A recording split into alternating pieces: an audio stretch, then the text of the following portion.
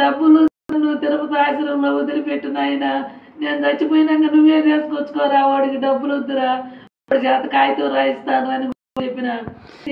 ఒక రూపాయి నేను ఛాలెంజ్ చేస్తాను నాయన, నా ప్రాణానికి నా చిన్న కొడుకు ప్రాణానికి రక్షగా నిలబడి నేను పోయినా పర్వాలేదు, నా బిడ్డని కాపాడండి నాయన.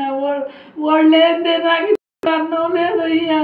నిన్న గేటుకు తాళం వేస్తే మళ్ళీ సాయంత్రం గేటుకు తాళం తీసిందాక మళ్ళీ 10 మంది రౌడీలు తీసుకొచ్చిన రోజు మళ్ళీ కూడా ఇప్పేసిండు, కరెంటు తీసేసిండు.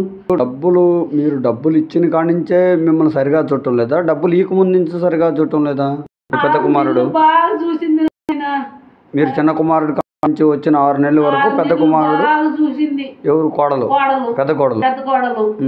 డాక్టర్ అమ్మ రోజు 2 చేప ముక్కలాంటి నూనె లేకుండా వేయించి పెట్టాలా, ఎన్ని చెప్తే ఏంచి అమ్మ ఈ పిల్లకి పెట్టదమ్మా, నువ్వు తినాలా, డాక్టర్ అమ్మ చెప్పిందా, పిల్ల తినే వయసు మళ్ళీ తింటదా, నువ్వు తినకుండా ఉంటే నాయనమ్మ పెట్టకుండా కానీ నువ్వు తిన్నావంటే చంపేస్తా నిన్ను అని బిడ్డలకు కూడా పెట్టనీయకుండా ఇల్లు ఎమ్మిందాక డబ్బులు వచ్చిందాకా ఎంత కనీసం దేవుడు సాక్షిగా నా కూతుంటే కూడా చూడదయ్యా, అంత బాగా చూసింది.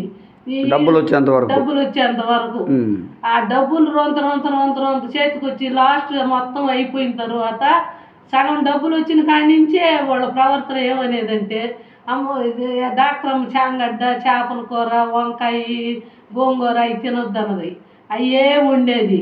అమ్మ నన్ను తినొద్దు అన్నది అని అంటే, అమ్మో నీకు పంచవర్ష ప్రమాణాలు కావాలంటే రావు, మేము తిన్నదే తినాలా, మేము పెట్టిందే ఉండాలా, నువ్వు అడిగింది జరగాలంటే మేము పనులు చేసుకోవాలనేది.